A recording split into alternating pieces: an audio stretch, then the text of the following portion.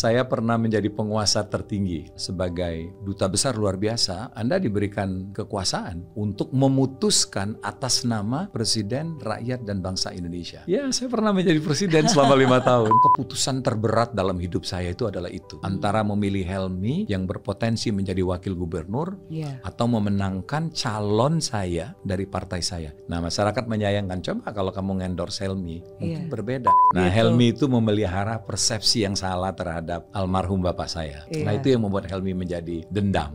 Masya Allah, siapa orang itu? Insya Allah loh, dalam hidup saya itu saya pernah ketemu malaikat. Tapi kalau ada mandat diberikan oleh pemerintah, itu saya akan jalankan. Setiap saya tampil itu, Pak Erlangga tuh amazed gitu ya. Sampai dia bilang, Tantowi ini bisa loh. Saya pernah diusulin gubernur Bali lah, gubernur Kalbar lah. Dari 1 jam lebih kita berbicara ya. Menurut saya pantas jadi dubes ini. Aduh. Seneng banget hari ini teman ngobrol saya, seseorang yang luar biasa, senior politician, senior host, senior singer, dan duta besar Pak Tantowi Yahya. Halo Pak Tantowi. Halo Mary, terima kasih. Saya juga ini berkah Ramadan nih.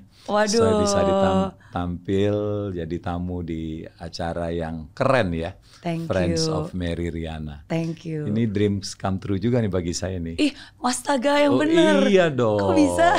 Saya milih-milih juga untuk tampil di podcast. Tapi ketika saya lihat Helmi, kapan saya dapat kesempatan seperti Helmi ya? Wow. Alhamdulillah terjadi. Wow, you're so humble. You're so humble. Padahal sebenarnya saya nih yang dari dulu selalu ngajakin Pak Tantowi kapan lagi di Jakarta. Ayo kalau berkenan mampir. Ternyata mestakung ya, semesta mendukung dan akhirnya hari ini bisa ketemu di sini untuk ngobrol lebih banyak lagi. Terima kasih loh Mary sekali lagi. Sama-sama, aku yang terima kasih. Pak Tantowi ini idola, bukan hanya idola saya tapi idola orang tua saya juga. Kebanyakan orang tua sih. Orang tua. Iya, karena kan dari zaman dulu wajahnya selalu menghiasi layar kaca. Iya, tapi walaupun tadi saya memperkenalkan kalian sebagai senior ya, tapi sebenarnya jiwanya selalu jiwa anak muda. Loh, umur itu hanya angka. Ya. Jadi kalau bagi saya itu menjadi tua itu pasti, tapi terlihat muda itu pilihan. Iya. Ya. Betul. Nah, saya memilih filosofi itu. Betul. Ya, usia nggak bisa kita tahan kan. Iya. Tapi untuk tidak terlihat tua itu pilihan kita.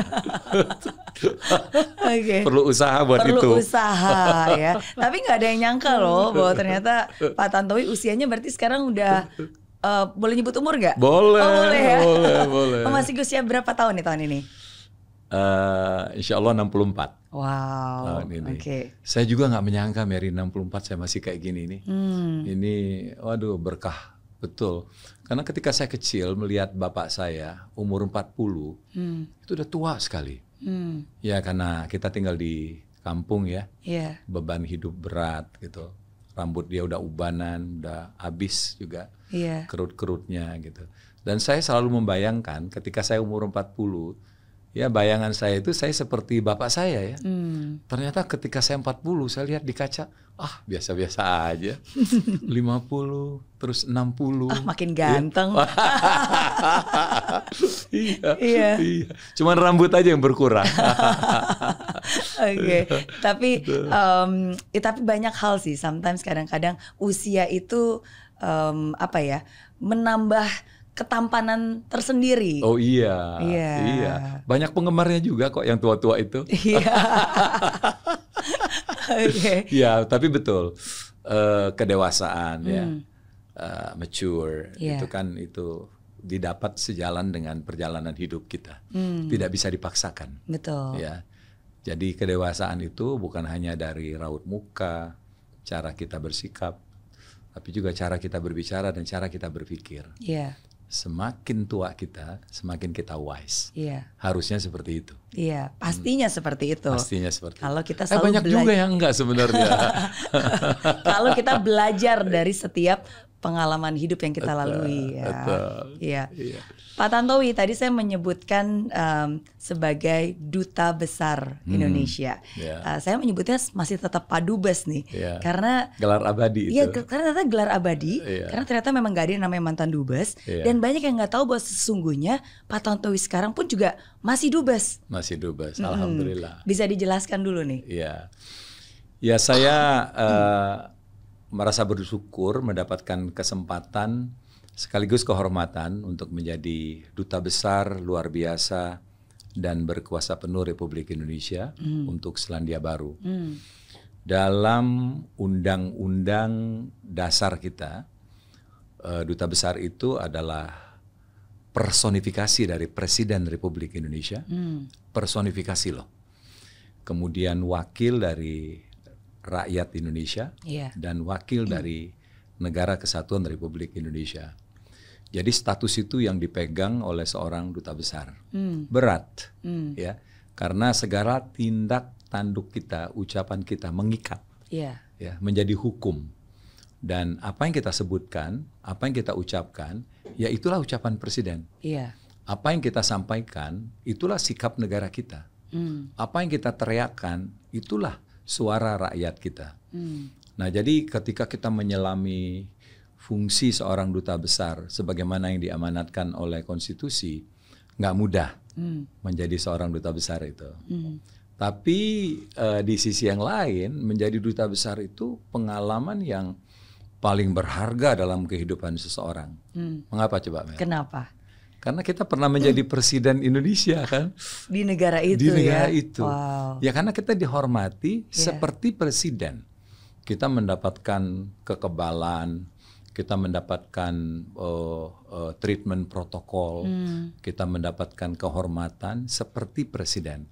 Jadi ketika kita minta appointment bertemu dengan menteri, bertemu dengan perdana menteri, dia menyikapinya itu adalah yang akan bertemu ini presiden Indonesia.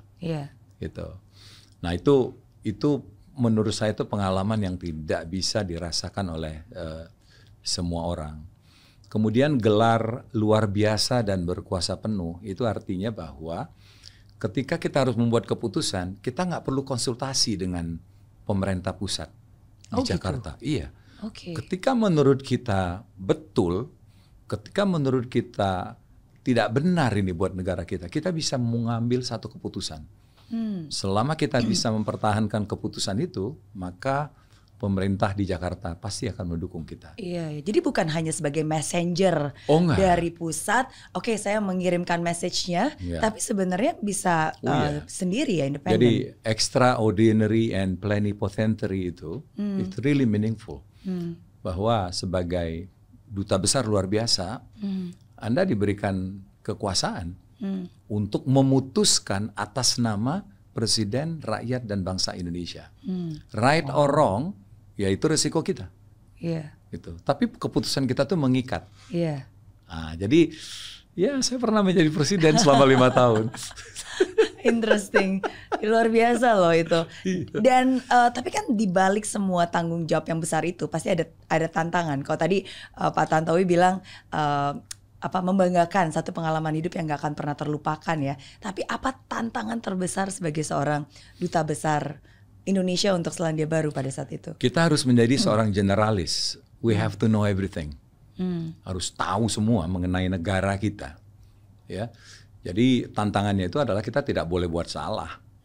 Nah, untuk tidak berbuat salah itu tidak ada cara lain kecuali melengkapi ilmu pengetahuan, melengkapi wawasan kita, rajin baca, ya, rajin berkomunikasi, terus ada perkembangan apapun baik dan buruk di negeri kita harus orang nomor 1 yang paling tahu mengenai hal itu, ya, karena bukan saja rakyat dan pemerintah negara setempat yang akan bertanya, rakyat kita pun akan nanya ke kita. Ketika ada satu isu yang membingungkan, dia akan bertanya kepada duta besarnya. Karena kita itu adalah presidennya mereka, presiden komunitas kita itu ya, populasi kita di situ. Nah bayangkan kalau misalnya duta besarnya nggak tahu, ya, atau jawabnya asal. gitu kan. Nah itu tantangan terbesar. Tapi di sisi lain itu membuat kita itu kayak kunci ya, yang selalu dipakai, makin mengkilap gitu. Apa aja isu kita tahu, karena kita bisa jawab. Dari mana? Dari baca. And you done an excellent job sebagai Duta Besar Indonesia di Selandia Baru. Alhamdulillah. Karena bukan hanya dampaknya sih sebenarnya bukan hanya untuk orang-orang yang di Selandia Baru, bukan hanya untuk orang-orang Indonesia di Selandia Baru, tapi juga orang-orang di Selandia Barunya pun juga they get to know you more and connected with you, dan orang-orang Indonesia di sini pun kita jadi tahu gitu apa yang Pak Tantowi Yahya lakukan. Itu reward dari konsekuensi tanggung jawab yang saya ambil. Saya ditunjuk oleh Presiden menjadi duta besar, dan saya maknai betul, saya resapi betul duta besar itu nggak mudah. Ya, perintah undang-undang seperti ini, perintah sosial seperti ini, perintah politik seperti ini gitu ya. Nah itu coba saya laksanakan dengan baik, and I deliver it. Nah yang saya sebut tadi itu adalah duta besar dalam konteks ideal. Idealnya duta besar itu adalah seperti itu kan. Tapi kan tidak semuanya ya bisa ideal kan. Banyak juga duta besar yang nggak perform. Di luar negeri ya kerja seadanya, ngabis-ngabisin umur, dianggap sebagai menikmati hidup, kapan lagi tinggal di luar negeri, ya kan gitu. Tidak ada inovasi. Rewardnya apa? Dan gak ada yang tahu kan dia kerjanya ngapain. Betul. Karena kan di luar sana. Betul. Ya nggak ada yang tahu kan, nggak ada yang ngontrol. Tapi rewardnya apa? Dia nggak dikenal rakyat, nggak dikenal masyarakat. Bahkan dia pulang ke Indonesia pun masyarakat nggak tahu bahwa dia tuh pernah jadi dubes dan baru pulang gitu. Karena tidak ada dokumen yang bisa diketahui oleh rakyat bahwa dia tuh perform, melaksanakan tugas inti dan tugas-tugas tambahan. Berapa banyak sih coba Mary kenal, ketemu orang di mall, nggak nyangka dia dubes sebelumnya, kan nggak? Nah kalau saya ya alhamdulillah bukan saya karena orang terkenal, tapi the whole Indonesia tuh tahu bahwa saya tuh dubes Indonesia di Selandia Baru. Karena apa? Ya karena kinerja. Ya kan? Nah rewardnya apa? Sekali lagi, ketika saya pulang ke Indonesia, mudah bagi saya untuk mencari pekerjaan itu. Ada aja gitu yang menawari saya pekerjaan. Karena Anda lihat ya, he's a working ambassador gitu. Iya, betul. And I think it's already your destiny untuk bisa merepresent Indonesia di Selandia Baru itu as a dubes. Karena kalau saya lihat dari apa backgroundnya dari Pak Tantowi, maksudnya you have a full heart in serving people. Makanya dunia fashionnya kan juga di pariwisata, actually like connecting with people, serving, bahkan as a musicians juga you are using people, music to connect people, and you using music to make people happy, and you're using music untuk merekatkan dan mengubah perpecahan. Nah, ya betul sekali gitu. Jadi saya tuh merasa bersyukur gitu. Apapun yang saya kerjakan sejak mula awal karir saya sebagai receptionist hotel, ya kan, sampai menjadi duta besar, nggak ada berubahnya itu, benang merahnya sama. I serve people, gitu. Kalau receptionist ya I serve people for the benefit of my hotel kan. Nah kalau jadi duta besar tuh I do it for my country, I do it for my people, I do it for my president. Tapi sama. Jadi ya itu tadi bukan menghamba ya, tapi mendedikasikan diri kita untuk kepentingan ya siapapun yang memberikan tugas itu kepada kita. Iya. Dan tadi saya bilang sekarang pun sebenarnya masih duta besar, masih dubes. Tapi dubesnya nih menarik nih. Saya baru tahu ada istilah dubes keliling. Itu maksudnya apa Pak Tantowi? Jadi sebagai dubes bilateral, masa saya habis pada tanggal 31 Desember 2021. Saya mulai bekerja itu 12 April 2017. Jadi hampir 5 tahun. Saya bertugas di tanah. Nah, tapi karena kinerja saya dianggap bagus oleh Presiden dan Menteri Luar Negeri dalam hal merangkul negara-negara Pasifik, itu tadi merekat negara-negara Pasifik melalui pekerjaan yang sebenarnya kata orang nggak perlu-perlu banget sih lo kerjain gitu. Nah, saya nggak suka dengan ini. Kalau saya apapun tugas yang diberikan kepada saya, maka I will walk extra miles. saya memberikan lebih daripada tuntutan pekerjaan. Iya. Ya, tugas saya itu hanya sebagai duta besar Indonesia untuk Selandia Baru dan beberapa negara di Pasifik, yaitu Samoa, Kerajaan Tonga, Niue, dan Cook Islands. Tapi di Pasifik itu ada 34 negara loh, besar dan kecil.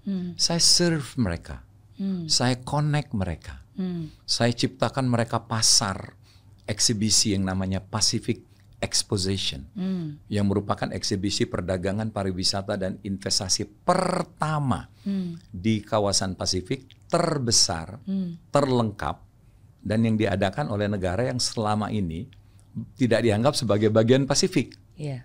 Indonesia itu kan selalu dipersepsikan sebagai Asia. Asia, betul. Nah, bagaimana bisa satu negara yang sebelumnya Asia dalam persepsi mereka, padahal kita juga Pasifik, bisa diberikan tanda kutip izin untuk membuat sebuah event yang memakai nama Pasifik. Itulah perjuangan saya.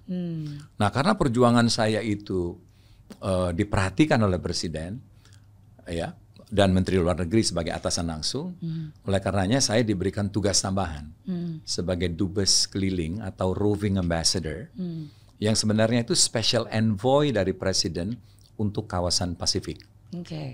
Jadi Presiden itu berhak untuk menunjuk figur-figur tertentu sebagai utusan khusus, sebagai special envoy. Ketika ada isu atau ada kawasan yang dianggap penting untuk diperhatikan secara seksama dan terus-menerus. Jadi kita pernah punya special envoy atau ambassador at large untuk Amerika. Kita pernah punya special envoy untuk negara-negara Arab. Kita pernah punya special envoy Presiden untuk kawasan laut, mengenai laut lah gitu ya. Pernah punya itu. Kita pernah punya special envoy untuk Saudi Arabia, kalau nggak salah ya. Nah, ketika Pasifik ini menjadi penting bagi Indonesia, nah Presiden merasa perlu menunjuk seseorang untuk menjadi special envoy. Dan alhamdulillah orang itu saya. Jadi sebagai duta besar New Zealand saya berhenti sampai dengan 31 Desember 2021. Tapi sebagai special envoy Presiden atau ambassador atau duta besar keliling untuk kawasan Pasifik ya masih berlaku sampai sekarang. Dan saya perkirakan ya berakhir berbarengan dengan selesainya pemerintahan Pak Jokowi. Siapa tahu nanti dilanjutkan lagi. Ya, mudah-mudahan lah. Oke. Banyak nih berarti yang sekarang sesungguhnya dilakukan oleh Pak Tantowi ya. Saya kalau nganggur, malah saya jadi kayak orang gila. Serius, Mary. Yeah. I hate weekend. Kamu nggak percaya loh. Karena bagi saya weekend itu saya nggak kerja. Saya tuh nggak bisa gitu ongkang-ongkang kaki, nggak ada kerjaan, nggak. Setiap hari bagi saya itu harus produktif. Nah, jadi semakin sibuk saya, semakin saya happy. Nah, sekarang ini bolak-balik Bali, Jakarta, sampai istri saya bilang, "Tok, kamu tuh apakah cukup ini jam tidur kamu?" Alhamdulillah karena saya lakukan itu lebih berpuluh-puluh tahun, cukup aja tuh Mer. Karena tidur bisa di mana aja. Bisa gitu. di mana aja, betul. Iya, jadi memang seorang Pak Tantowi Yahya ini selalu suka untuk beraktivitas, berkarya, apapun, dimanapun, gitu kan, di berbagai pelosok lah, kayak tadi tinggal di New Zealand, sekarang tinggal di Bali, gitu, berkarya di Jakarta selama berpuluh-puluh tahun, ya, tapi hatinya juga tetap di Palembang. Makanya hari ini saya khusus nih pakai baju songket nih. Iya, saya tadi mau komen itu. Thank you. Keren kan songket. Cuma 2 orang yang saya khusus pakai baju songket nih. Gitu. Yang satu Mas Helmi Yahya, sekarang Pak Tantowi. Iya. Makasih. Karena selalu dimanapun Pak Tantowi berada, tapi selalu ingat dari mana Pak Tantowi berasal. Ini jujur loh, Mary terlihat lebih cantik dengan songket. Bisa aja. Iya. Indonesia, ini karya Indonesia banget. Aku tuh suka banget selalu kain-kain Indonesia, batik, songket gitu. Apalagi ketemu dengan orang yang tepat, sekalian dipakai. Iya, itu bagian dari culture. Culture itu adalah instrumen paling mujarab untuk menundukkan hati seseorang. Iya. Misalnya bahasa. Kita ketemu orang Jawa, coba ngomong pakai bahasa Jawa. jatuh hati. Langsung ya. Ketemu orang Sunda, kita bahasa Sunda. Ketemu orang Manado, kita bahasa Manado. Langsung sebagian hatinya itu sudah tercuri. Iya, karena itu kultur, culture. Iya. Apa yang paling diingat dari masa kecil ketika di Palembang? Berantem sama Helmi. Oh iya, itu yang paling diingat. Sering banget gitu ya berantem. Karena jarak kita tuh kan dikit ya, hanya 3 tahun. Ya, Helmi kan mau 61 nih kalau sekarang. Kalau saya 64 kan, ya. Nah jadi karena jarak dikit itu, maka itu terjadilah apa yang disebut dengan apa ya? Apa sih namanya itu? Bukan brotherhood rivalry, tapi apa sih, ada istilah bahasa Inggrisnya itu. Jadi persaingan antar saudara gitu loh. Jadi hal-hal kecil aja itu menjadi besar gitu. Misalnya rebutan handuk, rebutan sendok, rebutan sabun kalau mau mandi gitu kan. Atau kalau lagi tidur gitu tuh, karena kita tidur satu ranjang gitu kan. Dia ngambil gede dikit senggol gitu, langsung berantem gitu. Dan kita berantemnya fisik. Fisik, bener-bener. Kan cowok soalnya kan pasti. Iya, baku pukul kata orang Manado itu, betul. Dan Helmi karena dia kecil, apa aja dia pakai, botol lah dilempar ke saya. Iya, karena dia merasa kecil dari saya kan. Merasa terintimidasi gitu. Terus dia suka gigit saya gitu. Dan ini kalau gigit tuh nggak mau lepas tuh. Wah, yang bener. Iya, kata orang kan pencet hidungnya tuh, makin saya pencet hidungnya makin keras digigit. Itu nggak bisa saya lupakan. Tapi itu kenangan manis yang ketika kita dewasa, saya meninggalkan Palembang setahun lebih awal dari dia, di situ ada kerinduan sama saudara. Gitu. Itu yang membuat kita semakin rekat. Nah, tapi Mas Helmi juga selalu bilang punya dalam tanda kutip dendam gitu, dendam yang baik lah, maksudnya karena sering berantem kan. Karena waktu itu kayak Mas Helmi juga pernah cerita bahwa iya nih dari kecil tuh dia selalu disalahin katanya. Kalau pas Tantowi tuh nggak pernah disalahin, atau bahkan kalau misalnya apa ya, misalnya salah. Misalnya salahnya Mas Tantowi gitu, tapi nanti ujung-ujungnya dia juga pasti kena salahnya, padahal nggak ada hubungannya. Nah gitu. Helmi itu memelihara persepsi yang salah terhadap almarhum bapak saya. Itu. Menurut Helmi, orang tua saya itu membedakan saya dan dia gitu loh. Menurut Helmi, bapak saya almarhum itu lebih sayang ke saya daripada dia gitu. Itu salah kalau menurut saya, karena saya lihat betul ya, nggak ada perbedaan. Dan bapak saya itu tidak membeda-bedakan anaknya, siapa saja. Tapi Helmi merasa bahwa saya tuh anak yang lebih mendapatkan privilege gitu ya, dibela, disayang. Padahal saya sendiri enggak. Ketika Helmi dipukul, saya juga dipukul. Helmi dimarahin, ya satu paket lah. Saya juga dimarahin gitu. Nah itu yang membuat Helmi menjadi dendam. Dendam positif tapi. Betul. Gimana nggak dendam orang yang dia lagi mau caleg, terus kakaknya malah mengendorse musuhnya. Nah, bener itu gak? Saya itu dia, saya banyak dikritik orang Palembang, dikritik oleh keluarga saya. Tapi saya itu I was just being professional. Karena bagi saya itu profesional itu di atas segalanya. Bahkan di atas persaudaraan. Nah, saya dikritik orang waktu di situ. Ya. Saya orang Golkar, ya, dan Golkar punya calon maju. Ya, sebagai orang Golkar, ya, saya harus membela calon yang didukung oleh partai saya.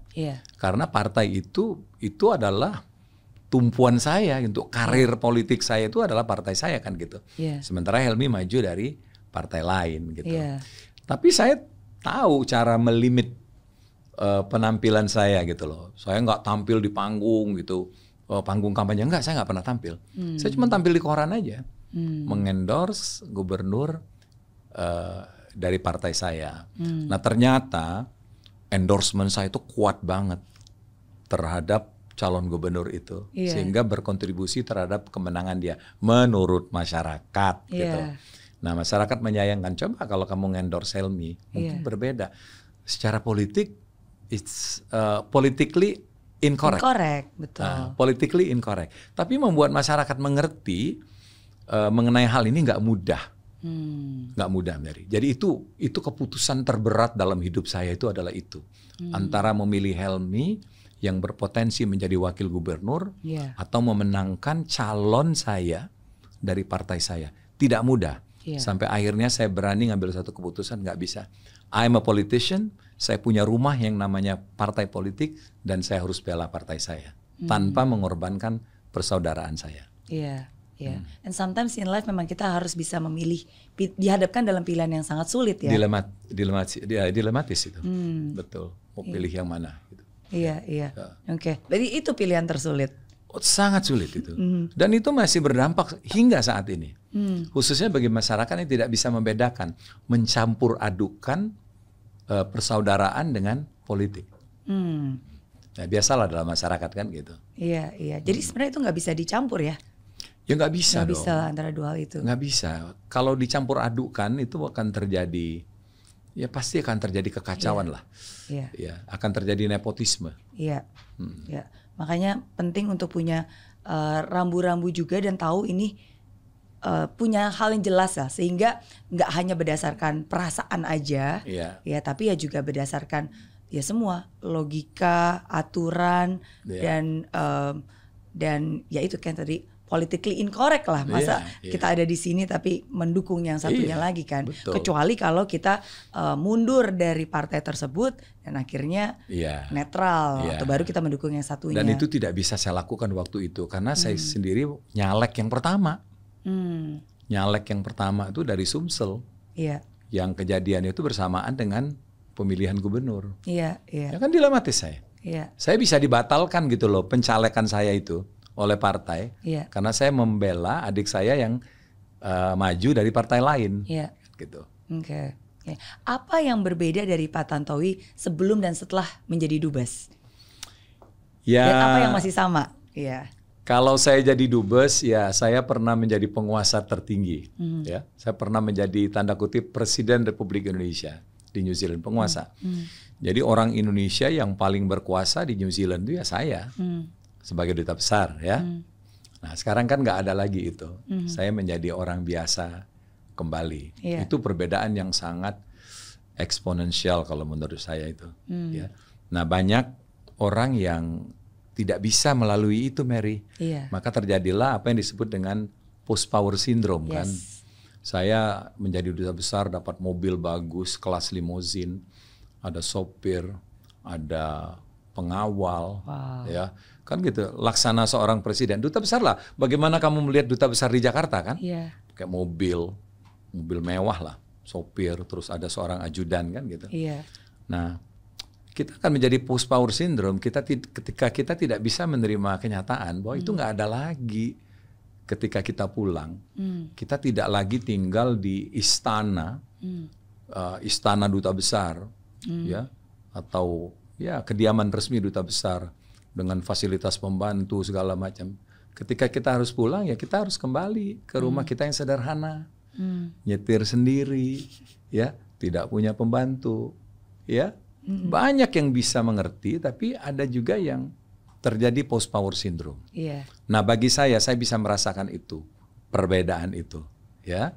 Gimana caranya mengatasi post power syndrome itu? Ya kita harus mengerti saja bahwa kekuasaan itu sifatnya bergilir, ya, ibarat piala. Kita nggak bisa seterusnya menjadi juara bertahan, gitu. Nggak bisa. Itu sesuatu yang diperebutkan banyak orang, dan harus bersifat bergiliran.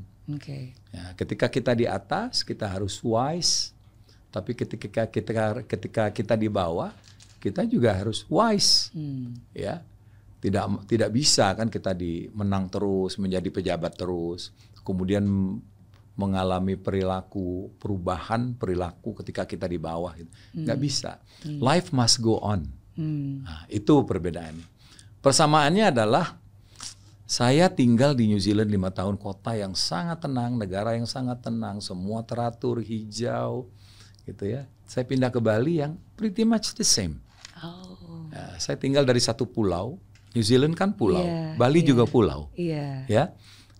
Saya hidup di tengah masyarakat Bali yang sangat religious, ya, sangat damai, karena mereka punya konsep apa yang disebut dengan Trihitakarana. Jadi orang Hindu Bali itu percaya betul Trihitakarana itu.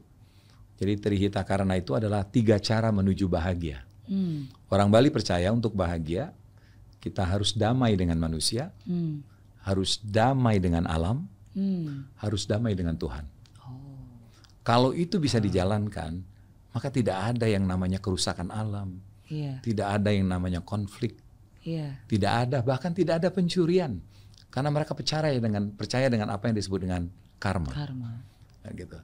Nah, saya rasakan itu, suasana seperti itu saya dapatkan di Bali. Nah, New Zealand tidak kenal yang namanya Trihita Karana kan, tapi mereka menjalankan itu sesungguhnya, karena mereka ramah kepada manusia, termasuk kepada pendatang, sangat ramah kepada alam orang New Zealand itu. Kita lihat kan hutannya, airnya, langitnya bersih semua. And it's the most beautiful nature. Exactly. Itu saya pernah berkunjung ke New Zealand, itu kayak semua wallpaper ini sekarang ada di depan mata semuanya. Nah, yang ketiga, mereka juga hubungan spiritual dengan Sang Pencipta itu dekat sekali. Makanya mereka bukan menyembah tapi menghormati sungai, menghormati hutan. Ada hubungan spiritual antara manusia dengan alam itu. Jadi itu yang masih tetap sama ya. Sama, alhamdulillah. Kalau menjadi duta besar kan nggak cuma satu periode ya. Sebenarnya bisa kan duta besar di negara-negara lain. Apakah masih ingin menjadi duta besar mungkin di negara yang berbeda, Amerika Serikat, UK? Nah, ini menariknya. Saya tuh nggak ngejar-ngejar jabatan gitu, ngejar-ngejar kerjaan gitu. Jadi ya saya ini orang Sungai Musi, jadi running, flowing like a river aja, mengalir gitu. Tapi kalau ada mandat atau kepercayaan diberikan oleh pemerintah, itu saya akan jalankan gitu. Kalau berbicara tentang mandat, baru-baru ini kan dari Ketua Umum Golkar Pak Airlangga sempat dalam tanda kutip mengendorse nih, wah ini kayak Pak Tantowi Yahya bisa nih jadi gubernur di Kalimantan. Kamu baca aja. Iya dong. Iya kan, ini bisa nih jadi gubernur nih di Kalimantan Barat bahkan udah persisnya. Iya. Gimana menurut Pak Tantowi? Saya ikut Pak Airlangga, Ketua Umum Partai Golkar dalam beberapa kampanye terakhir ya. Ada di NTT, di NTB, di Bali, kemudian di Kalimantan Barat gitu. Dan beberapa tempat lagi. Nah, setiap saya tampil itu Pak Airlangga tuh amazed gitu ya. Saya tuh masih dielulukan masyarakat. Ya, mereka masih kenal saya gitu, masih ya dielulukan mereka lah. Apalagi setiap daerah yang saya datangin, saya nyanyi lagu setempat loh, Mary. Iya, bukan lagu Indonesia, bukan lagu country, tapi saya nyanyikan lagu dari daerah itu. Daerah itu. Iya. Nah, itu kan saya membangun kedekatan emosional kan, melalui culture kan. Betul. Karena saya tahu betul lah the power of culture itu. Orang kalau udah disentuh culture-nya, udah selesai. Ya, udah selesai orang tuh udah meleleh. Ya, Tantowi orang Palembang tiba-tiba di situ nyanyi lagu dia gitu kan. Nah, jadi setiap tempat itu kebenaran ya. I'm gifted lah, saya itu gampang menyanyikan lagu-lagu dari berbagai pelosok gitu. Nah, Pak Airlangga tuh dia kagum banget gitu dengan itu. Sampai dia bilang, Tantowi ini bisa loh. Saya pernah diusulin gubernur Bali lah, gubernur NTB lah, terus yang terucap itu ya gubernur Kalbar lah. Jadi setiap kali saya datang ke satu tempat itu, Pak Airlangga tuh bilang, kamu cocok toh jadi gubernur. Jadi ya saya anggap itu ya dibilang joke, tapi dibilang dari hati dia juga bisa gitu. Karena kedekatan saya ya dengan masyarakat. Because you connect with people, ya kan? Ya karena ya itu yang kita pelajari ini seperti Mary gitu. Jadi communication with people itu bukan sekedar kita ngomong kan. Tapi bagaimana cara kita menempatkan omongan kita. Ya kan? Ketika kita harus naik, kita harus naik. Ya, karena kalau kita ngomong di bawah terus, kita nggak bakal dihargai oleh lawan bicara, betul kan? Tapi ketika lawan bicara kita tuh orang bawah, terus kita tuh tinggi, kita juga nggak bakal diterima oleh mereka. Nah, banyak public speaker, I'm sorry to say, yang ngomongnya jago, tapi ada arogansi di dalam tone Di dalam diksi-diksi yang dia pakai itu, bagi rakyat kecil itu terdengar arogan. Iya. Nah, rakyat kita bukan rakyat yang langsung langsung protes, enggak. Dia diam aja. Sopan ya. Sopan. Orang Indonesia itu sopan, ketawa, bahkan tepuk tangan. Iya. Tapi tepuk tangannya itu tepuk tangan ketidaksetujuan. Dia tepuk tangan, tapi sekedar basa-basi kan. Ya, orang kita kan basa-basi, nggak mau nyakitin orang. Nah, jadi saya tuh kadang-kadang kalau ngomong dengan teman-teman itu, kalian tuh harus introspeksi gitu. Ya, you cannot sing the same song for all people. Kan gitu. Wow. Ada satu lagu yang bagus ya untuk audiens tertentu. Ketika lagu ini saya bawa untuk audiens lain, belum tentu cocok. Tepuk tangan mereka, tapi they don't buy it. Ya kan gitu. Kita don't get cheated. Jangan pernah tertipu oleh sikap audiens yang seolah-olah dukung kita, yang seolah-olah suka dengan kita. Ya, belum tentu itu. Nah, jadi yang namanya dengan public speaking, kok saya jadi ngajar public speaking nih ya? Expertnya di situ, dulu pernah punya public speaking school, Tantowi Yahya. Ya, jadi bukan hanya soal kelihayan berbicara, terus up to date mengenai hal-hal yang terjadi di dunia gitu, lancar gitu. Tapi ada satu hal yang tidak boleh dilewatkan, itu adalah empathy. Ya. Nah, banyak kita tuh gagal dalam membangun empathy, ya, sehingga tidak connect dengan masyarakat. Masyarakat tidak bisa menyebut arogan itu tidak ada, tapi dia tahu kok ini orang sombong banget ya. Nah, ngomongnya pinter tapi kok sombong. Ya kalau sombong gitu tuh kita jualan apapun nggak bakal dibeli gitu. Dan itu seringkali bisa terasa bukan hanya dari ucapan aja ya, tapi kan communication itu kan dari intonasinya, dari sikap tubuhnya, body language. Ya, makanya sometimes people they cannot explain, I just don't trust this person, atau enggak I just don't feel connected. Exactly. Ya kan, dan orang kenapa ya nggak tahu, rasanya aja gitu kan. Ya because ya itu ada non-verbal communication yang memang itu disuarakan, sedangkan itu terasa untuk orang yang menerimanya. Betul. Nah, rakyat kita itu kan tidak ekspresif kan. Dia tidak bisa menjelaskan suasana hatinya. Tapi yang jelas itu kalau kita jualan nggak dia beli. Gitu. Karena dia merasa nggak connect gitu. Ya, nah, itu tadi tuh dari ucapan, sikap, raut muka, ada itu arogansi gitu loh. Ya kan? Arogansi yang dirasakan oleh masyarakat gitu.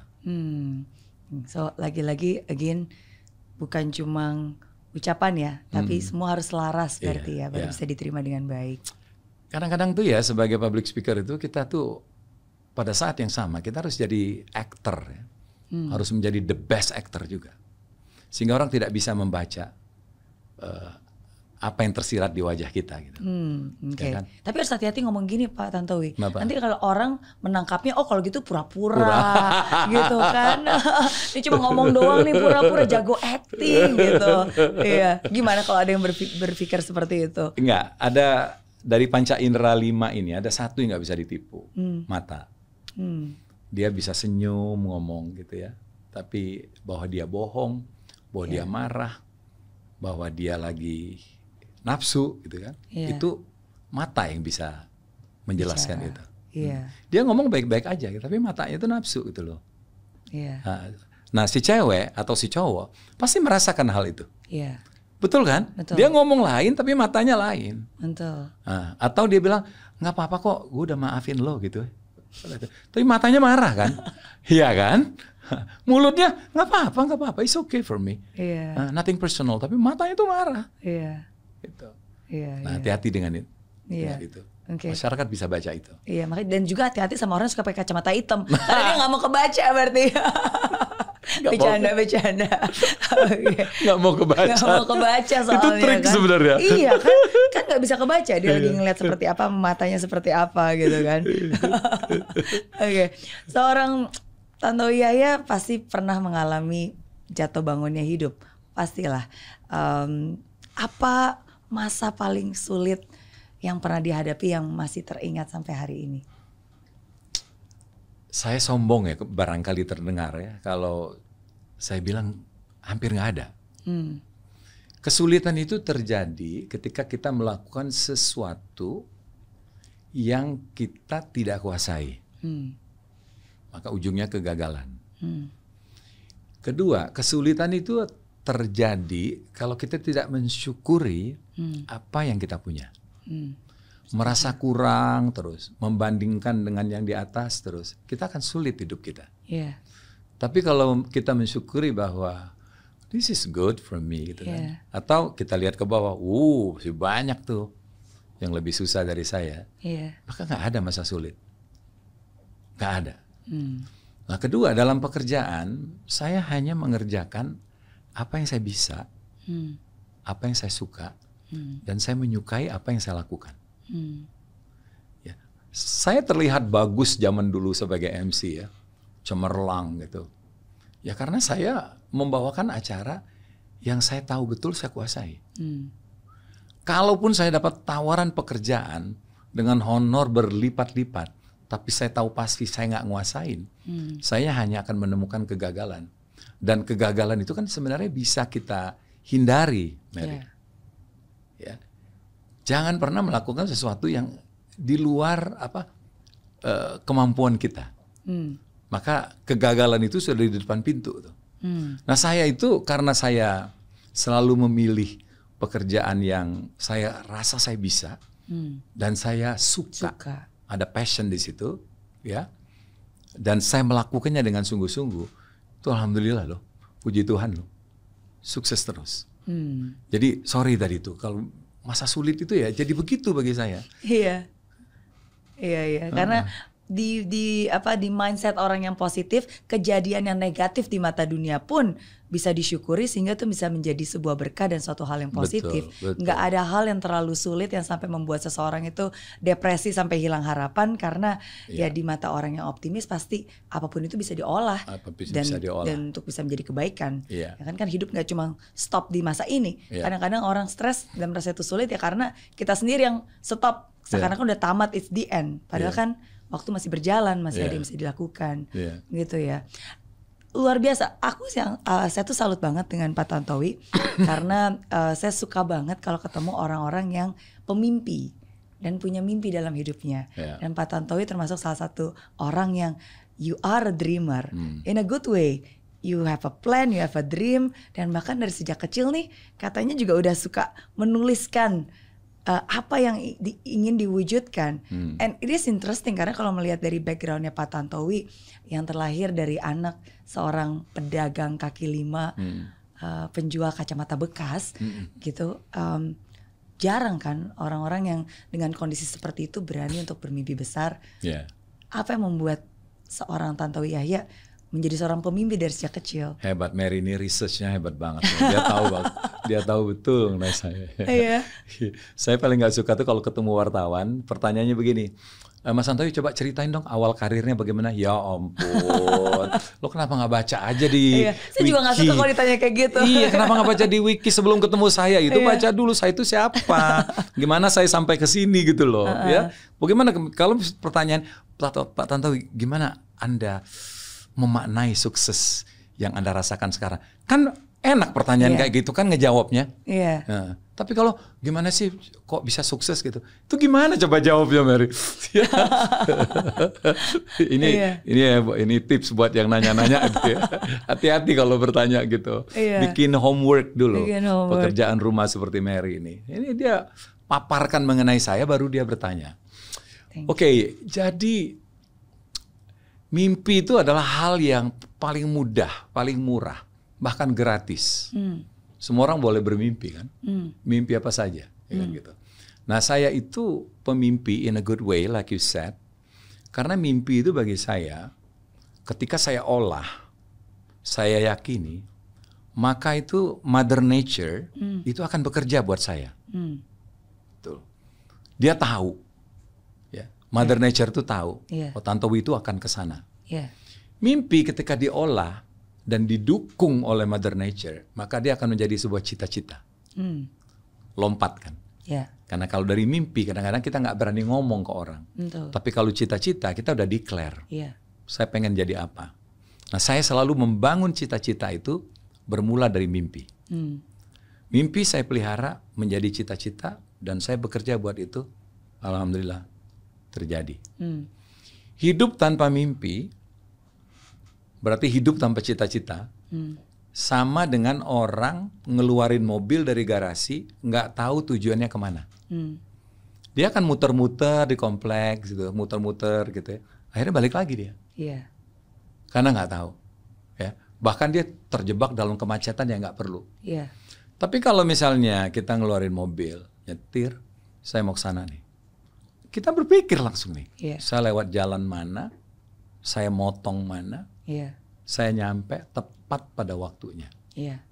Itu kelihatan.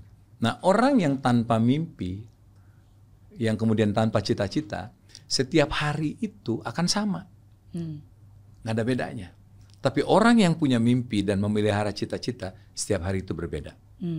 Setiap hari itu harus produktif. Ya, karena bagian dari perjalanan saya menuju ini adalah hari ini. Kalau saya sia-siakan hari ini, ya makin lama saya nyampe. Tapi kalau setiap hari berbeda, kemudian saya lompat, makin dekat saya ke sana. That's me. Dan gak ada yang gak mungkin. Bahkan dari sejak kecil, Pak Tantowi pernah cerita di buku diary, ditulis cita-citanya pengen jadi apa? Pengen jadi orang beken. Dan pada saat itu belum pernah terpikir exactly kan? Saya nggak pernah nulis saya pengen jadi insinyur, dokter, guru, dosen. Enggak. Saya pengen jadi orang beken. Karena saya tahu betul orang beken itu hidupnya akan mudah. Akan banyak pertolongan, akan banyak fasilitas, akan banyak jalan. Karena kita terkenal. Dan saya coba itu ketika saya nyalek jadi calon anggota DPR. Ya mudah karena saya terkenal. Perjalanan saya itu 50% sudah dibandingkan dengan orang-orang yang tidak terkenal. Karena dia 50% berjibaku untuk mengenalkan diri dia dulu kan. Baru dia menjelaskan dia mau ngapain kalau terpilih. Kalau saya kan udah di kilometer 50. Saya tinggal cerita aja, kalau Bapak Ibu pilih saya akan melakukan ini. Bayangkan, time save, kemudian money save, money saving ya, yang sudah saya lakukan dengan terkenal. Makanya saya pengen jadi orang beken. Gitu. Dan itu saya jalani. Ya, saya udah tahu bagaimana caranya menjadi orang terkenal. Dan itu baru terbuka ya setelah saya menjadi artis. Nah, gitu. Mulai jalan saya. Nah, dan tidak berhenti sampai di situ karena mimpi demi mimpi sampai sekarang ini tetap ada dan saya pelihara. Nah itu yang membuat hari-hari saya itu berbeda. Makanya saya bilang saya nggak suka banget tuh weekend tuh, aduh. Karena nggak seproduktif weekday ya, nggak seproduktif weekday. Tapi saya selalu mengapresiasi orang-orang yang berjuang dari awal karena itu nggak mudah. Saya selalu bilang Pak Tantowi, sometimes kesulitan terbesar itu adalah ketika kita belum sukses, tapi kita masih tetap memperjuangkan. Karena kadang-kadang itu kayak dilema, ini benar nggak ya, mimpi saya ketinggian nggak ya? Kalau kita udah pernah berhasil, lebih mudah untuk kita bermimpi lebih besar lagi karena kita percaya proses. Yes, I've done that before gitu. This one definitely pasti bisa. Tapi kan ketika yang di awal tadi kan, menurut saya proses di awalnya dari anak yang terlahir dengan kondisi seperti itu di desa bahkan bukan kota Palembang kan, untuk bisa ke ibu kota mengejar mimpi jadi beken, jadi artis itu kan butuh loncatan, a leap of faith, iman yang besar untuk ini bisa nggak, ini mampu nggak sih gitu. Dan menurut saya yang namanya iman itu pasti kan nggak lepas dari the spiritual. Ini bukan berbicara tentang agama ya, tapi ada sesuatu hal yang di luar kemampuan kita yang kita percaya bahwa kalau semesta mendukung dan kalau itu mendukung kita, pasti itu bisa diwujudkan. Karena ada banyak hal di hidup kita kan diwujudkan bukan hanya kemampuan kita kan. Kalau dari Pak Tantowi sendiri, what is the most spiritual experience yang you've ever encounter? Pengalaman paling spiritual yang kayaknya itu nggak mungkin bisa terjadi kalau bukan karena kekuatan Tuhan atau kekuatan di luar manusia. Wow, ini bisa saya cerita agak elaboratif ya, agak panjang ya. Jadi saya pernah naik haji tahun 2000 bukan haji, umroh tuh tahun 2013 gitu ya. Nah jadi kalau kita naik haji itu, ini bicara Islam ya, kan ada 2 kota suci yang kita datangi kan, Mekah sama Madinah. Nah di Madinah itu ada masjid besar yang disucikan, namanya tuh Masjid Nabawi. Nah di dalam Masjid Nabawi itu ada makam Rasulullah. Jadi Nabi Muhammad itu dimakamkan di sana. Nah ada space kecil antara makam Rasulullah dengan tempat podium dia suka memberikan khutbah. Ada taman kecil banget, itu namanya Taman Raudho. Taman Raudho itu artinya taman yang indah. Taman ini diperebutkan orang, bayangin deh, ratusan ribu kan orang ngantri untuk masuk ke tempat yang sejengkal itu. Kenapa? Karena itu tempat paling mustajab berdoa. Tempat yang paling mustajab berdoa itu udah di situ. Bayangkan panjangnya antrian ya. Orang nahan pipis segala macam. Enggak, orang berdiri aja. Saya ikut loh antrian itu. Ikut Mary. Ikut begitu sampai ke depan pagar itu. Terus saya mau melangkah. Saya urungkan, saya batalkan niat saya. Saya balik ke belakang. Ya, balik ke belakang. Tapi saya bilang, sayang ini. Kenapa coba saya batalkan? Karena saya nggak tahu saya mesti mau doa apa. Saya nggak tahu. Mendingan orang di belakang saya gitu, yang mendapatkan kesempatan itu. Akhirnya, ya udahlah saya bilang. Saya kemudian akhirnya masuk karena saya lihat ada tempat kosong. Bayangan Mary, di tempat jajaran orang lagi duduk itu ada tempat kosong. Aneh kan? Saya menuju ke sana. Duduklah saya di situ. Begitu saya duduk, saya bengong lagi. Udah saya keluar. Karena saya memikirkan antrian yang begitu panjang itu. Lebih bagus I give up this space gitu to them kan. Yang lebih perlu. Tahu nggak? Begitu saya memutuskan, lagi bingung nggak gitu, ada tangan di samping kanan saya, pegang saya. Ganteng, orang Arab, harum, berbahasa Palembang. Oh iya. Dia pegang tangan saya. Bahasa Palembang itu, nak kemana katanya. Pak Tantowi, mau kemana Pak Tantowi? Loh, orang Palembang. Iya, aku orang Palembang kata gitu. Nak kemana? Udah duduk sini. Aku pengen keluar. Ngapa? Aku nggak tahu mesti baca apa di sini. Aku nggak siap. Lebih bagus orang itu aja masuk sini. Enggak lah. Tahu nggak, dari sakunya dia keluarkan buku. Saya ingat bang, bukunya itu berwarna silver. Judul bukunya itu Doa-doa di Raudho. Doa-doa di Taman Raudho. You know what? Semua doa itu dalam bahasa Indonesia. Karena saya nggak bisa baca Arab. Jadi bayangan ya, ada orang yang ngasih saya buku doa untuk di Raudho dalam bahasa Indonesia. Dah, saya baca. Gampang banget bacanya kan. Nah, habis itu selesai, karena saya nggak bisa lama-lama juga kan. Saya kasih ke dia, Pak terima kasih buku ini. Udah nah, ambil aja. Di Palembang di mana? Saya bilang. Nah, disebutkanlah, itu ada di situ katanya. Ada di alamat di buku itu. Saya lihat, ada tuh alamat itu. Jadi dia di satu pesantren, di satu jalan. Nah, udah, saya. Oke, makasih. Saya bilang, Assalamualaikum. Nah, saya tinggal buku itu saya bawa. Selama saya di Mekah, di Madinah, buku itu ada. Dan saya ingat alamat itu. Tahu nggak, begitu saya pulang ke Jakarta, buku itu tidak ada. Saya cari-cari, buku itu tidak ada. Dan saya tanya kakak saya di Palembang, Kak, dia bilang, tolong kamu cek. Ada pesantren di jalan ini nomor sekian. Kenapa? Enggak, saya mau berterima kasih sama Ustadz itu, saya bilang, karena dia lah menolong saya. Ya udah, jalanlah kakak saya. Nah, kakak saya cerita, nggak ada toh katanya alamat itu. Itu toko. Nomor itu ada, tapi toko. Tapi tidak pernah ada pesantren di situ. Saya tanya di situ. Masya Allah. Siapa orang itu? Ya. Itulah kebesaran Tuhan kan. Ya. Dia kirim malaikat. Malaikat kan bisa semuanya kan. Mau bahasa apa aja kan bisa. Mau barang apa aja dia punya. Jadi insya Allah loh, dalam hidup saya itu saya pernah ketemu malaikat. Yang sosoknya itu adalah seorang pengurus pesantren yang ngakunya tuh dari Palembang. Dan tempat itu tidak pernah ada, Mary. Iya. Tidak pernah ada. Kakak saya itu berulang-ulang nanya, tidak pernah ada pesantren Pak di sini. Ini toko dari zaman dulu. Wow, thank you for sharing that story.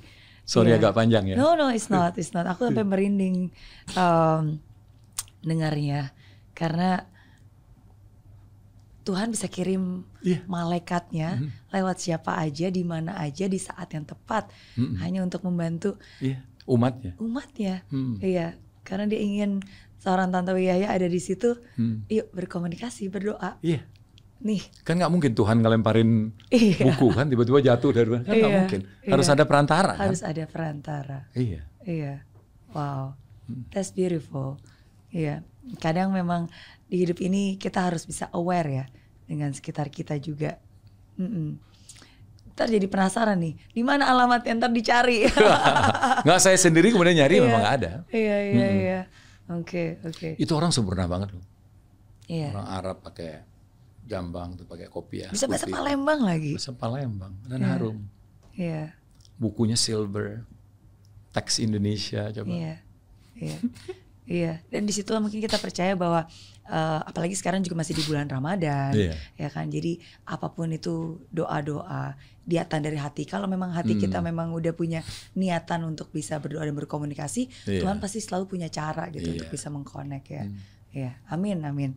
Semoga kita doakan semoga semua yang nonton juga bisa suatu saat nanti mengunjungi tempat ibadah yang Pak Tantowi juga kunjungi, bisa di mana tadi namanya tempatnya? Di Masjid Nabawi. Masjid Nabawi. Taman Raudhah, Masjid Nabawi, Madinah. Amin.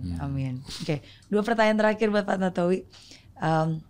Yang pertama, yang berikutnya berarti kalau gitu what's next nih untuk seorang Tantowi Yahya? Kan jadi dubes juga pernah, jadi public figure juga sampai sekarang pun, mungkin bakalan jadi gubernur juga mungkin. Ya, dan sekarang pun juga sibuk banget kan sebagai presiden in United in Diversity. Di Bali juga punya project, bikin pulau kura-kura Bali. What else? Mimpinya Pak Tantowi Yahya apa nih sekarang? Ya, saya tidak bisa lebih berterima kasih ya kepada Allah ya, pada Tuhan atas apa yang sudah diberikan. Apa yang saya dapatkan ini sudah melebihi mimpi saya sebenarnya. Ya, bahwa saya sampai ke sini gitu, titik ini. Tapi tetap karena I'm a dreamer, saya tetap memelihara mimpi kan. Saya punya mimpi satu persatu dan itu saya pelihara. Sampai satu waktu menurut saya udah matang dan workable, baru saya akan convert menjadi sebuah cita-cita. Nah, kalau sekarang ini masih mimpi aja dulu. Oke. Belum dideklarasikan. Saya takut dibilang sombong nantinya. Tapi lebih suka yang mana nih? Kan Pak Tantowi pernah jadi maksudnya penyanyi, ya kan? Terus jadi dubes, terus juga di partai, anggota DPR. Banyak lah peran-peran dalam hidup yang pernah Pak Tantowi jalankan. Tapi yang mana yang Pak Tantowi paling suka? Yang paling indah, yang paling mengesankan tuh ketika menjadi duta besar. Waduh. Kalau di DPR itu penting juga, merebut kursinya aja susah. Apalagi di pemilu yang kemarin ini kan. Brutal kan ya. Sehingga kursi yang didapat itu akan sangat bermakna. Tapi kalau di DPR itu kan kerjanya kolektif kolegial kan. Gitu. Nah kalau jadi duta besar itu kita sendiri. Kita presiden. Kita memutuskan. Ya. Image dari negara kita itu di mata rakyat, di mata pemerintahannya, dari perilaku kita. Dan itu sangat mengesankan bagi saya. Jadi dari banyak profesi yang pernah saya jalani, jadi duta besar itu yang paling mengesankan dan paling indah. Dan bukan hanya paling indah untuk kenangan Pak Tantowi Yahya, tapi juga kenangan paling indah untuk orang-orang yang di-serve dan dilayani oleh Pak Tantowi. Saya masih ingat waktu itu saya sempat nonton kok videonya, mereka mengiringi Pak Tantowi di bandara sambil nyanyi-nyanyi. Oh iya, waduh itu. Saya kalau lihat video itu, saya dan Dewi istri saya masih suka nangis tuh. Saya terharu ya, lebih dari 400 warga kita. Dan itu hari kerja, ya. berbondong-bondong ke airport itu, Betul. melepas saya, Dewi dan anak saya kembali ke tanah air. Dan itu sampai hilang mereka lihat terus sampai dilihat di kaca gitu, nangis sampai kita pergi. Dan itu momen yang tidak mudah ya bagi saya gitu. Dan masyarakat tidak bisa dipaksakan untuk melakukan itu. Iya. Jangankan Pak Tantowi yang ada di sana, saya yang nonton videonya aja saya merasa wow, itu kalau you've definitely create an impact. Karena kalau nggak create an impact nggak mungkin mereka itu bisa tergerak untuk bisa. Ya karena kita kerja, Mary. Jadi pilihan duta besar tuh ya kalau kita mau kerja ya seperti itu rewardnya. Tapi kalau kita nggak mau bekerja gitu, cuma ngabis-ngabisin umur gitu, enjoy life, ya nggak ada impact. Ya nggak ada impact bagi komunitas kita, nggak ada juga ada impact bagi masyarakat dan pemerintah dari negara kita ditempatkan. Jadi it's our choice, benar-benar pilihan kita. Dan semua ada rewardnya. Pertanyaan terakhir kalau gitu, dari semua pengalaman hidup yang pernah Pak Tantowi alami, apa satu pelajaran hidup yang paling selalu diingat yang bisa dibagikan kepada yang nonton hari ini? Sudah saya jawab di depan, tapi saya ulangin aja. Bahwa kesempatan itu bergilir. Itu yang saya pelajari. Kita tidak boleh kecewa ketika posisi kita diganti, kenikmatan kita dinikmati oleh orang lain, karena semuanya itu ibarat arisan. Nah, pas datang giliran kita ya kita nikmati, tapi ketika itu pergi, ya jangan ditangisi. Ya. Tidak mudah loh bagi saya gitu ya melihat dalam konteks DPR ya. Staf-staf saya gitu, staf-staf kami dulu sekarang udah menjadi anggota DPR, bahkan lebih hebat dari kita, dan menjadi ketua Golkar di berbagai daerah.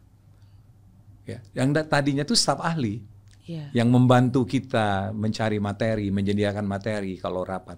Sekarang mereka jadi anggota DPR, terpilih berulang-ulang, ya, menjadi ketua DPR di daerah, menjadi ketua partai di daerah. Bahkan beberapa berpotensi menjadi menteri. Artinya capaian mereka yang kita anggap dulu di bawah kita jauh melebihi kita sekarang ini. Ya itulah hidup. Kesempatan itu berputar. Ya. Nah kalau kita tangisi, kita akan frustrasi. Itulah pelajaran hidup paling berharga yang saya maknai. Thank you for sharing your story. Terima kasih udah jadi teman ngobrol saya hari ini. Thank you udah diundang Mary. Dan seperti janji saya, kalau dari tadi saya nanya-nanya terus, sekarang Pak Tantowi boleh nanya satu pertanyaan untuk saya. Ini udah lama nih saya pegang pertanyaan ini. Saya perhatikan Mary itu kan sukses banget ya hidupnya ya. Amin, puji Tuhan. I'm blessed. Pernah melalui berbagai profesi, pernah tinggal di Singapura 16 tahun. Di sana sukses, kembali ke tanah air juga sukses. Amin. Profesi apapun yang dipegang itu jadi emas. Gitu. Amin. Ya, hampir semuanya. Ya, kecuali jadi duta besar aja yang belum ya. Amin. Ya. Amin. Ya. Kalau Tuhan mengizinkan dimanapun saya ditempatkan, saya amini. Oke. Pertanyaan saya, kalau kamu tadi nanya apa profesi yang paling dinikmati, saya bilang duta besar kan. Nah, sekarang saya tanya Mary nih, kalau kamu diberikan kesempatan untuk terlahir kembali, kamu ingin jadi siapa? Wow. Dan mengapa? Kalau saya diizinkan untuk bisa terlahir kembali, jawaban saya mungkin bukan jawaban yang ingin didengar oleh Pak Tantowi dan juga semua orang, tapi jawaban saya tetap ingin menjadi seperti saya sekarang, terlahir sebagai seorang Mary Riana, yang dari lahir mama saya namain nama saya Ria, dan diselipkan nama Ria karena maksudnya adalah sukacita, membawa sukacita untuk mereka. Tapi ya mungkin nama itu yang menjadi makna hidup saya ya, untuk bisa selalu gembira dan mensyukuri apapun yang ada. I'm very happy with my life today, dengan role yang Tuhan kasih dan dengan berbagai macam musim kehidupan yang saya jalani gitu sampai hari ini. So saya nggak ingin terlahir menjadi orang yang berbeda, saya tetap menjadi seorang Mary Riana sekarang gitu. Tapi kalau saya bisa menjawab sedikit, saya ubah sedikit pertanyaannya Pak Tantowi. Kalau saya bisa kembali ke masa lalu, mungkin ada yang pengen saya ubah. Apa? saya ingin kembali ke usia saya 30 tahunan mungkin. Dan saya pengen punya lebih banyak anak. Mungkin itu kali ya. Karena pada saat ini ketika anak saya 2 udah remaja, menjelang remaja, yang satu umur paling besar perempuan umur 15 tahun, yang kedua cowok umur 12, saya merasa bahwa kayaknya 2 anak aja gak cukup. If I can have more, I think lebih banyak yang bisa kita lakukan ya. Gitu. Mungkin pada saat itu mungkin saya berpikir 2 aja cukup karena itu kapasitasnya cuma bisa untuk 2. Tapi sekarang kayaknya I think I have more rooms gitu for me to have more kids. Ya cuma kan usianya udah 40 tahunan ke atas gitu. Sorry. Ya mungkin pada waktu itu tidak ada keyakinan ya bahwa bisa menghidupi lebih banyak anak ya. Iya, karena kan dulu kan masih di Singapura Pak Tantowi. Iya, ada ketakutan, ada kekhawatiran. Dan pikirnya semua kan independen ngerjain sendiri. Tapi ketika kembali ke Indonesia, saya merasa bahwa actually mungkin bisa lebih banyak lagi. Iya. Tapi other than that, sebenarnya saya termasuk orang yang hidupnya itu selalu melihat ke depan. Karena saya percaya apapun juga yang saya rubah, misalnya kayak, wah coba kalau dulu belajar bisnis, oh coba kalau dulu saya belajar ini, saya mungkin gak akan pernah ketemu suami saya yang sekarang, ya saya mungkin gak bisa menjadi seperti saya yang sekarang dan seterusnya. Jadi saya nggak pengen mengubah yang di masa lalu, karena pasti akan mengubah siapa yang sekarang sih. Itu prinsip yang saya yakini dalam hidup. Gitu. Very inspiring. Thank you Pak Tantowi, thank you so much. Pak Dubes aku manggilnya nih kalau gitu dari tadi harusnya. Thank you Pak Dubes. Sukses terus. Makasih Bu Dubes. Ya. Aduh. Aminin aja lah, aminin. Ya, semoga if there's anything I can contribute buat Bali, buat apapun juga yang buat education, anything, just let me know. Ya, looking forward. Saya nambahin aja, saya dari 1 jam lebih kita berbicara ya. Terus tadi ada momen juga kita berbicara sebelumnya gitu ya. Menurut saya pantas jadi dubes ini. Aduh. Qualified untuk jadi duta besar non karir nih seperti saya. Non karir, aduh. Berdoa, aminin aja. Amin, kita aminin. Ya, who knows. Ya, tapi ya, again kita adalah orang-orang yang selalu punya mimpi dan saya juga percaya sama seperti Pak Tantowi, lakukan apa yang kita bisa, yang kita suka, dan kalau Tuhan menempatkan kita itu is just a position sekali. Yang paling penting apa yang bisa kita kontribusikan dimanapun kita berada. Ya, amin. Thank you. Makasih Pak Tantowi. Ya. Sama-sama.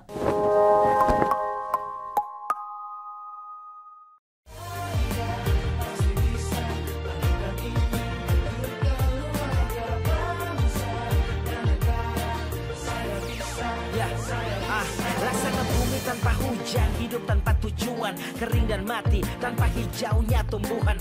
Demikian kalau mimpi tak kunjung terjadi.